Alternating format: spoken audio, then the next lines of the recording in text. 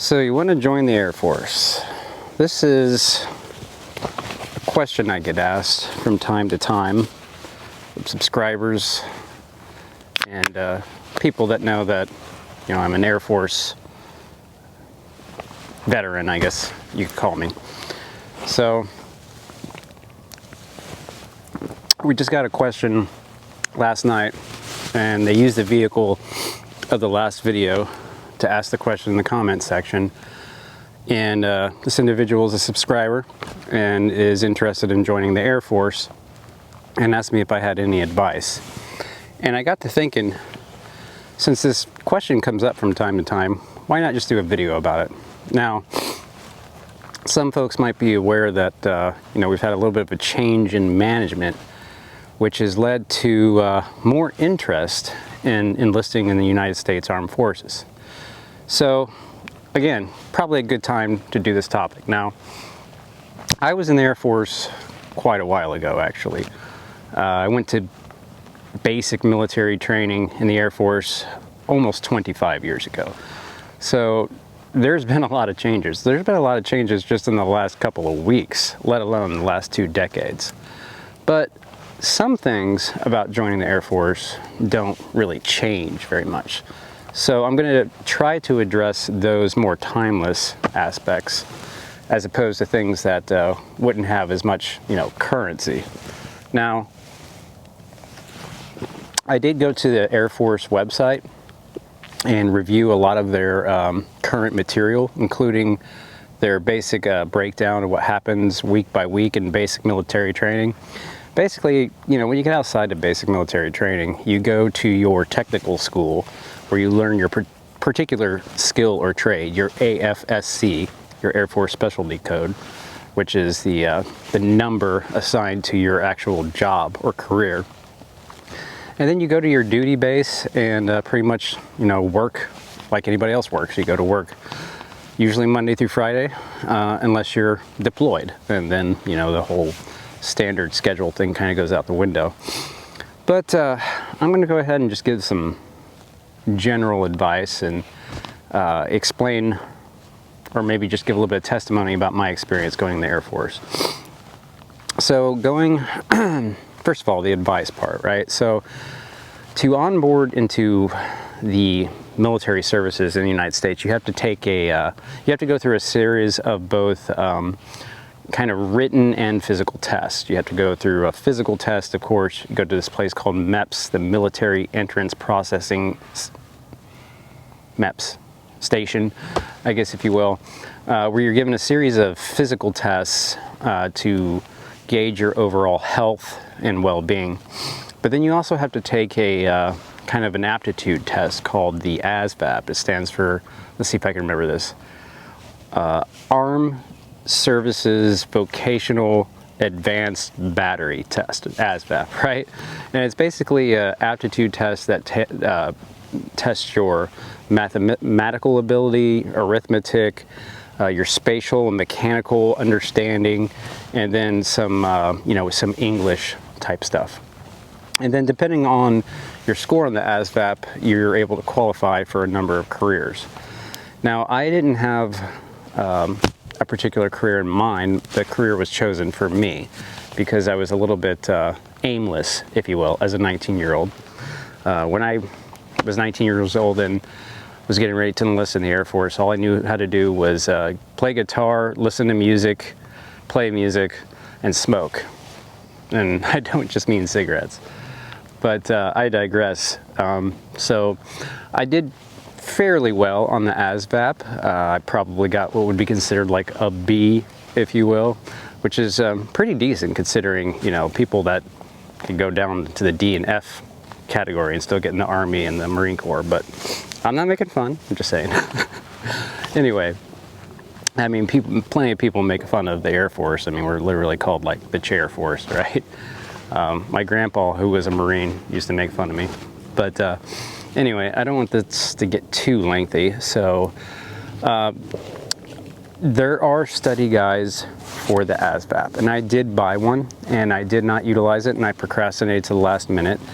and didn't utilize it. So I just had to go straight off the dome for my ASVAB. And I did decently well considering I wasn't a good student in high school. Again, I was more concerned with playing music and smoking.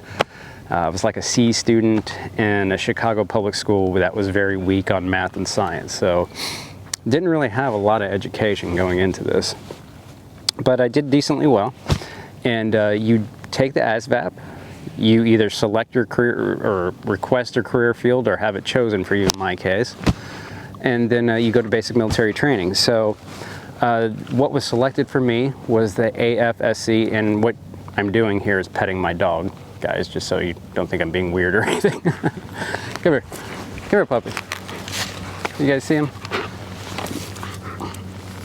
So the one that was selected for me was 2T3X2B. I say the X because it changes, and the Air Force is kind of set up like the trades where you have apprentice, journeyman, and master level skill sets, right? So 2T3X2B. So when I got out, I was a 2T352B, the 5 being a journeyman. If it was 332B, excuse me, I was a little under the weather and sick for quite a while, so anyway. 332 would be apprentice, 352 would be journeyman, 372 would be like master level, accordingly. So 2T352B was refueling maintenance journeyman, which basically meant I fix fuel trucks. Mihai, stop chasing your tail. The B meant you fixed fuel trucks. The A meant you fixed water and or fire trucks, right? And I did work on those for a little bit too. But getting back to the experience, so you go to Lackland Air Force Base, which is just outside of San Antonio, Texas. And Air Force basic training was 6.5 weeks during my time. They call it 7 weeks now.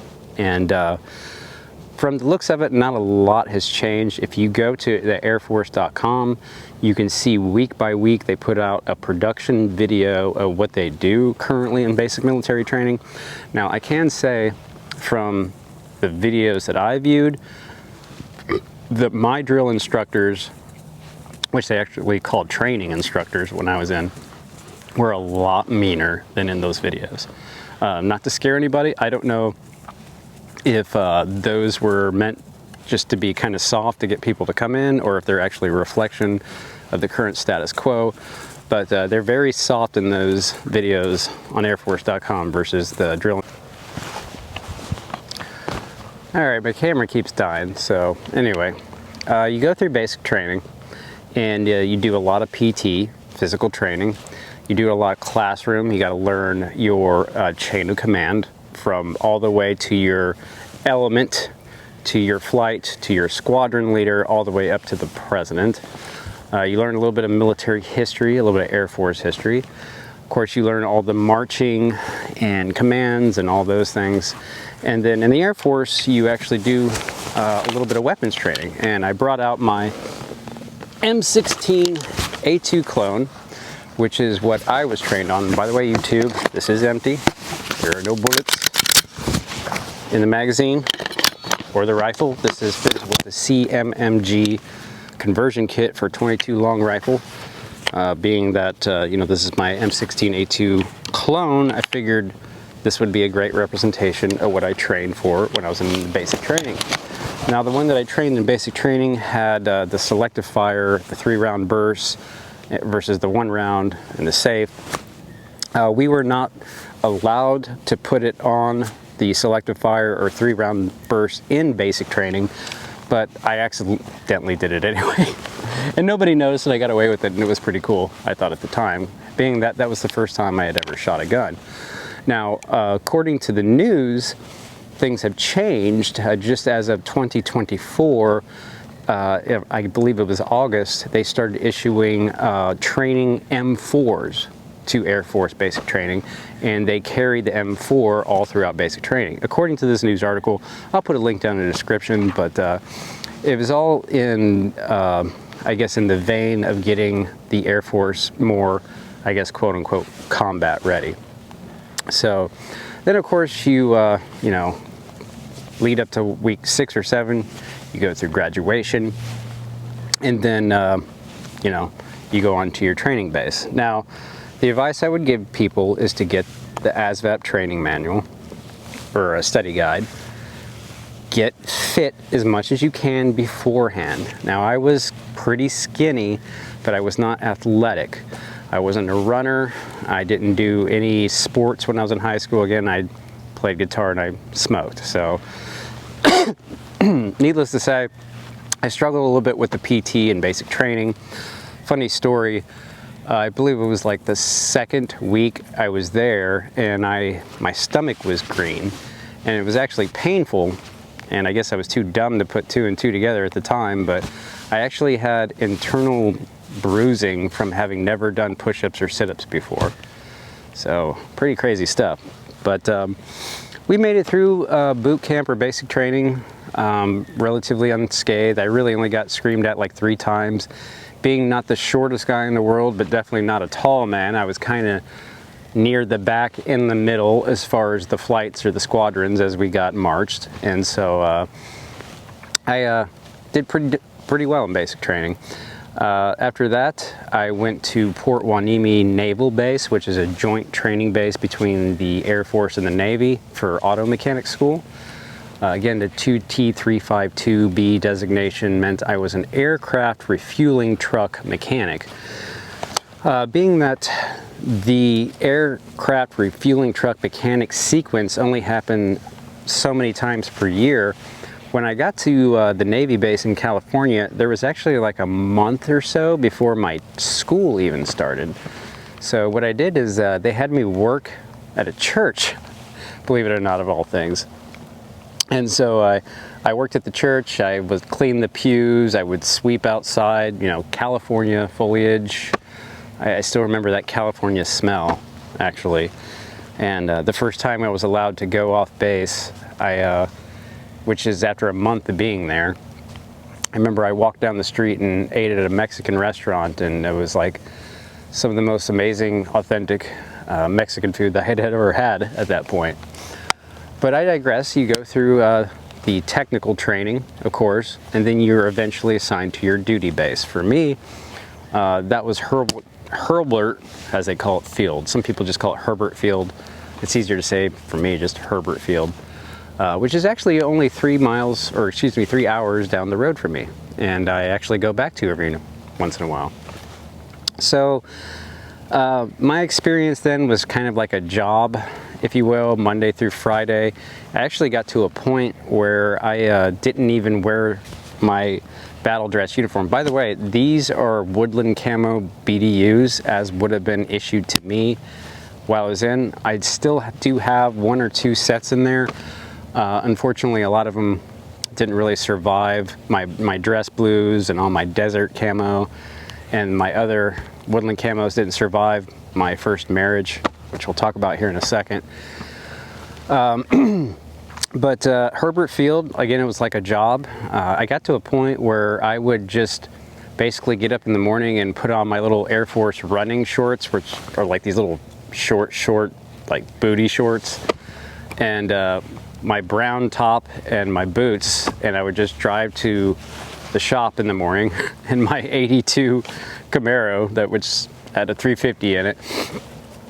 And I would just put my coveralls on and work all day. I'd only put on my uniform on Mondays for muster.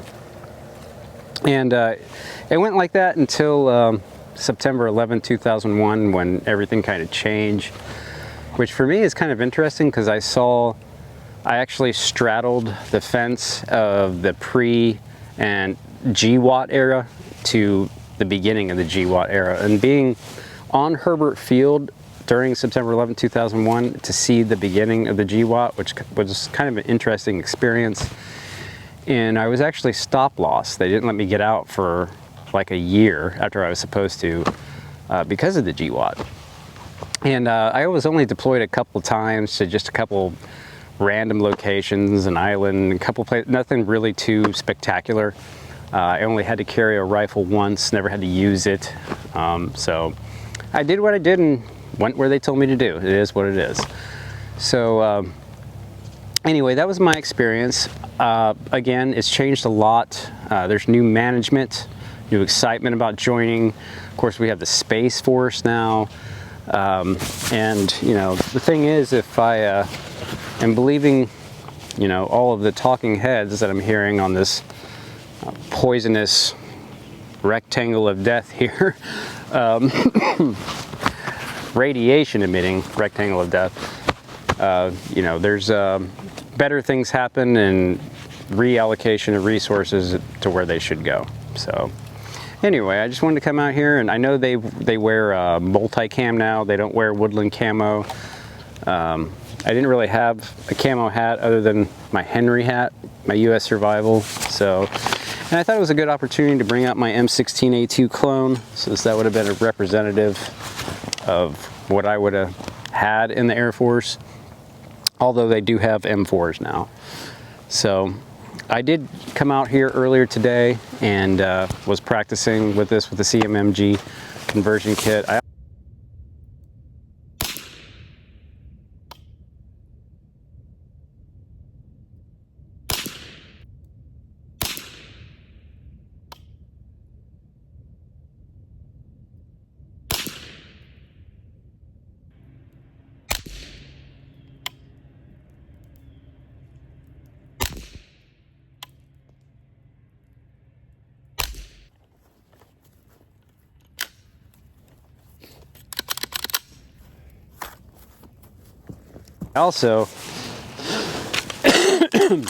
'Again, excuse me, I've been sick, but had the opportunity to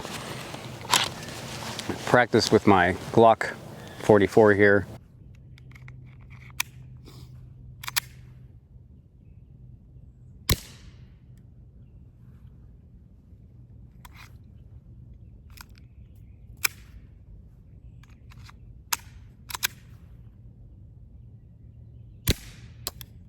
.22 long rifle, which the Safari Land, which I bought years ago for my Glock 19, which now has a red dot on it. This is the only thing that fits it. So we're just out here, minimalist. I got my dog, I got my Glock, I got my phone, got a tourniquet and a kukri, because I've been having a lot of camera problems today. Yeah, and wash your hands, guys. There's a lot of stuff going around. I've been sick as a dog for 2 weeks, diminished, not feeling like myself. Make good decisions.